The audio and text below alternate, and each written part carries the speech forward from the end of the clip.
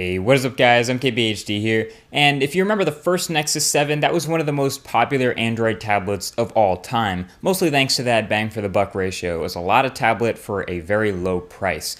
So here comes the second generation, the 2013 Nexus 7, it's brand new, and while there are a lot of minor improvements and a lot to the spec upgrades that you get with a new version of any device, there are three main reasons why this tablet can actually be considered the best Android tablet that you can buy right now for any price. So without any further ado, let's go ahead and take a closer look. This is a full review of the 2013 Nexus 7. So the first of the three things that make this tablet so great is the form factor. This is of course a tablet with a 7-inch display, and it's sort of a mid-sized device that puts it right between one-handed and two-handed use. If you want to type out a long email or something, you can use two hands on that keyboard. Or if you just want to scroll on a magazine or use it casually, it's easily a one-handed device as well. A lot of this is because the Nexus 7 is so light, coming down to just 290 grams, which is now slightly lighter than the iPad mini and about the same thinness as the iPad mini as well, which is impressive. And overall, it's very comfortable to hold. It has that soft touch back with gentle curves in your hand, and this also happens to be a very well-balanced tablet, which is harder to do than you might think. It's not top-heavy or bottom-heavy. The battery is just about where you'd want it to be, and we'll talk about that a little later, but it's in just the right spot where no matter how I'm holding it, it's a pleasure to use. Now, there are some notable changes to the outside when compared to the old Nexus 7. Those are the bezels, the speaker, and the camera on the back. The bezels are indeed thinner on the sides, but bigger on the top and the bottom, which actually makes it a bit narrower and taller. And at first glance, you might think, oh, those unsightly bezels, why did they do that? It looks so ugly.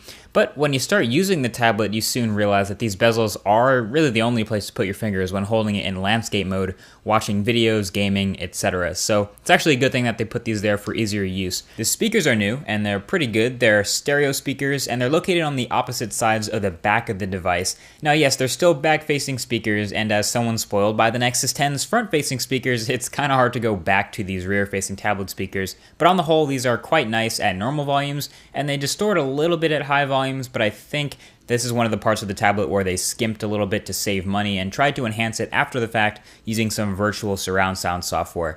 It didn't really work. These are just, normal sounding stereo speakers.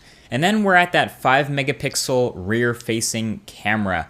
I just want to say it's a camera on a tablet. I wouldn't expect it to be good in any way, and at this point it kind of confuses me why they chose to include it anyway. The images and video it takes are pretty muted in color, not very sharp, and this Nexus 7 is $30 more expensive than the first generation.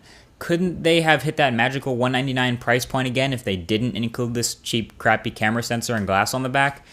I don't know, who knows, but you still look at it and feel a little bit awkward taking pictures on your tablet anyway, so I would just ignore the fact that there's a camera on this one. Now the second thing that makes this tablet so magnificent, and it's easily my favorite feature, is the new display. It's not just a great display for a tablet that's only $230, it's a great display for a tablet, period. I love the Nexus 7's new display, and anyone who loves pixels with me will love it too. It's a 1920 by 1200 panel, which gives it a pixel density of 323 pixels per inch. That's the sharpest of any tablet on the market right now. It's also the best viewing angles and colors of any tablet on the market right now. It's also an IPS display that gets brighter than any other tablet on the market right now. It's just phenomenal. It's incredibly responsive. Every time I turn it on, I smile a little bit because using a tablet with a display like this is such a pleasure. It makes you never want to put it down.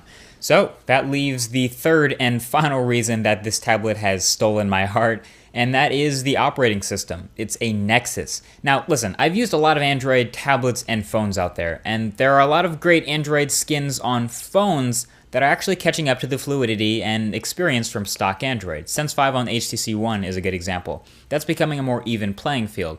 But there is nothing, just nothing else that comes close to a Nexus experience on tablets right now. I have serious trouble recommending an Android tablet that isn't running stock Android or something close to it. The Nexus 7 is no exception. It performs beautifully well. Inside of it is a 1.5 gigahertz sort of beefed up Snapdragon S4 Pro, which is a great chip, and 2 gigabytes of RAM. But by the way it performs and handles all of the simultaneous apps and multitasking, general everyday use and responsiveness, I really don't care what's inside because this thing kicks ass. Now, I did a separate video all about the newest features of Android 4.3, so if you want to check that out, it'll be in the description right below that like button. But overall, new customizations and trim support especially are just a home run on this tablet. It's so much fun to use. In fact, I think fun is a great word to describe this tablet. I found that if someone recommended an app or something for me to check out, I could just download it, install it, and start playing it in a matter of seconds without a hint of any sort of delay, which was great. I've had a lot of fun using this tablet. It really nails the experience. And the performance in the graphics, as you can see here with all the reflections and live rendering and physics that's going on, it's as high-end as it gets right now. I mean, if you want to play games, this tablet is so lightweight, it's almost a no-brainer thanks to the form factor. Now, all of this awesome stuff comes with one major downside. Remember how I told you the Nexus 7 is the same thinness as the first-gen iPad mini? Yeah, it's thinner than last year's Nexus 7, which means it also has a smaller battery in physical size. We're looking at a 3,950 milliamp hour battery here. This all means it won't last quite as long during regular constant use. You'll probably get about 8 or 9 hours out of it, but what's nice is it burns almost no battery in standby mode. I had one night where I forgot to plug it in at 27%, and I woke up the next morning and I was at 26. So it's also a really power sipper when it's in standby. And it's also compatible with the Qi standard for wireless charging. So if you pick up a couple wireless chargers, you can have them in convenient locations, maybe an office or your home, so you never really have to worry about battery life. But you should know that this is indeed a smaller physical battery than the last Nexus 7.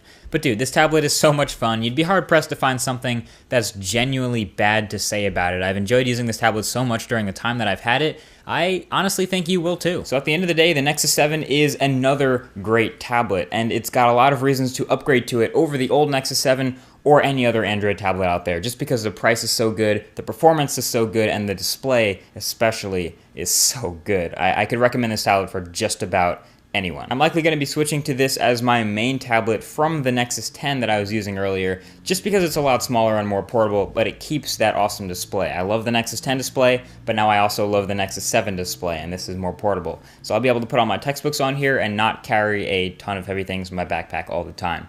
Either way, that's been it. Thank you for watching this brand new review of this brand new tablet. If you enjoyed it, definitely feel free to give a thumbs up below. But more importantly, if you want to see more videos like this in the future, there's a subscribe button below for you guys to hit if you're signed in. Either way, thank you for watching, and I will talk to you guys in the next video. Peace.